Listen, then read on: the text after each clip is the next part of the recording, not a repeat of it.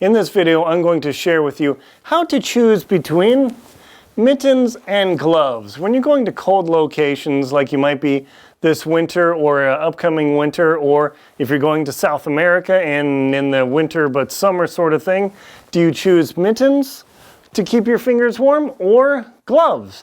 That's actually a tough call. So one of the challenges that you're going to face when you're out in the wilderness is cold fingers. There's nothing more miserable than cold toes and cold fingers. The cold toes are harder to deal with. I do have a complete book on that, by the way. How to keep your feet warm in the cold. Check it out in the description here. But the focus on this video is gloves. So when you're choosing mittens versus gloves, straight away know that mittens are warmer. They simply are, and the reason they're warmer is because when you put your little fingers inside the glove, all four of your fingers are together, minus your thumb. Now, I've been in where it's so cold, you don't want your thumb out here. I literally suck my hand and I close it in a fist, and I put my hand in here, nothing's going on there, and I keep my hand inside my mitten. So when it's extreme cold, yeah, the mitten's the way to go. Now, stay tuned to the end of this video. I'm going to give you my secret tool or weapon, if you will. Hopefully YouTube doesn't whack me on that for the word of, and I look over there. Those are my secret tools of how I keep my fingers warm, and also another secret hack, if you will, to show you another way for me to cheat so I don't have to use mittens. Now, if you're climbing and doing something where you need a lot of dexterity, you really have to go with gloves. These are my supersized mega alpine gloves. They're hard to use because it's almost like a workout doing that.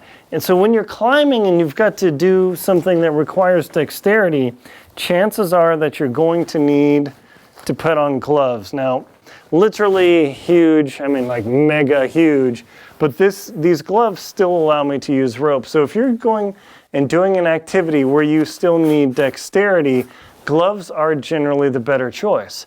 But then what happens when your fingers are simply too cold? I mean, these gloves work fine down to like minus 30, maybe minus 40, no problem. But what happens if it gets colder than that? And that's when I'm active. Well, that's when you have to switch over to the mittens, whether it's got my black diamond mittens here, or my favorite Alti mitts. I'll put links below in the video to all these different products and the videos that I've done for them.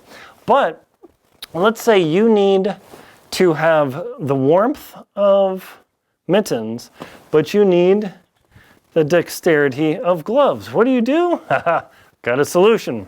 So instead of just jamming your paws into this mitten, what you do is one of two things. You can get the hatch style over mitten glove sort of things.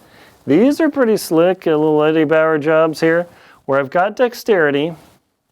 I put the hatch over here, and then on top of that, I put my mitten on that. So we're talking mittens on mittens, and then I can pull this off. I can go hatch and grab and touch, come back, put my mitten back on, seal it up, and I'm good to go. But what happens when it's minus 40 degrees and blowing, all to get out, like in Antarctica, like I talk about in here, Antarctic Tears? If you want to see real cold, like November 1st in Antarctica out there, whoo boy. Yeah, water freezes in seconds out there.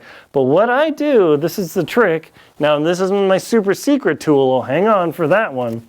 But where are they here? Dun, dun, dun, dun. Liner gloves. Liner gloves are the magic to making all the difference between you having dexterity and you having frostbitten fingers. See, with the liner gloves, what this allows me to do is when it's super cold and you got to handle your tent poles or touch stuff, or you just cannot take your fingers out because they will frostbite, is invest in a pair or several pair if you're going somewhere crazy in liner gloves, because then you can have the liner gloves and they're better than the hatch, because the hatch still leaves my fingers exposed when I need to do something. So the liner gloves are inside the mitten, and I've had it where it's super cold where I pull my glove in here, or my finger in here, So I've just got a fist in here, and that's all the difference. So when I need to mess with my tint or my gear or my skis or whatever, I take this off, I mess with my gear, and I get my hands right back in the gloves. Make sure when you're purchasing mittens or gloves, they have idiot cords. Not that you're an idiot, not trying to insult you. It's just they call them idiot cords. I don't call them idiot cords, but that's just the name. So when you drop your glove, you're not right, fill in the blank there.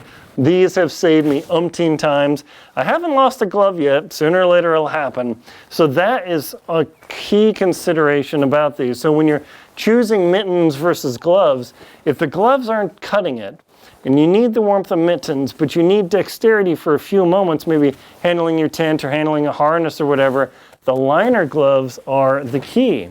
Now, that happened to me on Denali. Super, super cold, holy moly. But I gotta have my mittens on, but I don't want to freeze my fingers. The liner gloves are the key. And now, I'm gonna share my first trick of, let's say you gotta have the gloves, you don't want to put on the mittens, and you need some capability. What do? Well, check this out, my friends. And thank you to my subscribers out there for subscribing to my channel to share the experience. So I now have a glove, plus the liners in there. This will take me to about -30 with light wind. It'll be a little bit cold, but I can survive. But, here we go. Ski Pogies. Now, these are custom made for me, designed for my ski poles.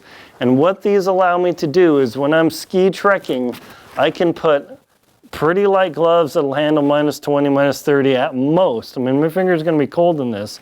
But by putting my hands in these ski Pogies, this is literally the rig that I used in Antarctica and also Greenland when I was trekking and storming. I can handle -40 degrees and 30 knot winds in this rig. It gets much colder or I lose a lot of weight on an expedition, I have to bust out with the mittens.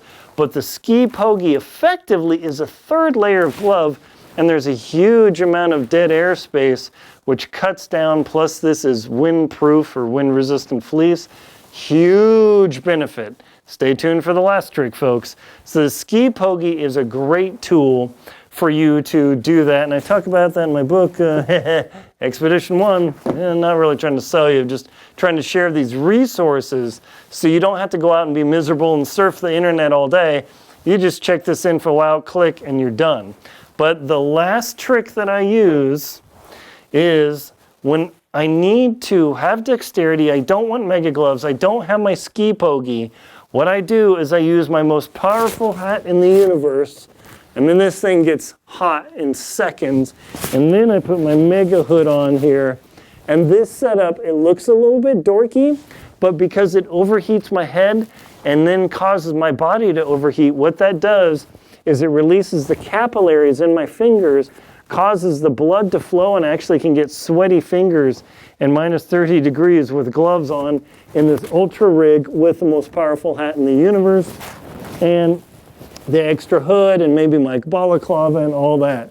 So between the, between the ski Pogies allowing me to stay in gloves down to temperatures I really shouldn't be at with gloves, but I was able to cheat the system. I didn't even have to wear my mega alpine gloves, just literally my regular alpine gloves plus the liners and Pogies. Woohoo, yeah. But this hat is the other key that I'm literally getting too hot.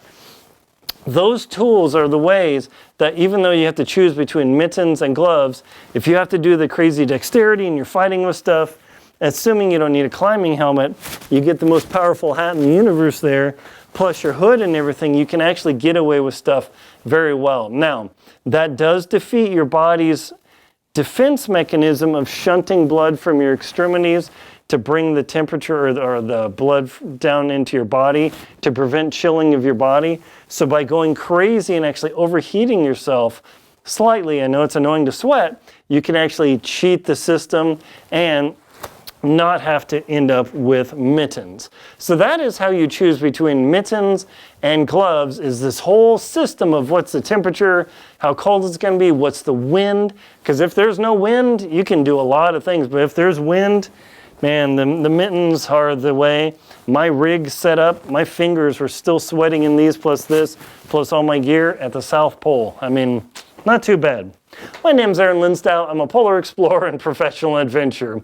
Please check out links in the description to my books, Antarctic Tears, Lost at Windy Corner, Adventure Expedition 1, How to Keep Your Feet Warm in the Cold, the Jackson Hole Hiking Guide, The Most Crucial Knots to Know, the 2024 Total Eclipse Guides, and my shows World Beyond and Antarctic Tears. Thank you very much for watching, and enjoy your gloves and mittens!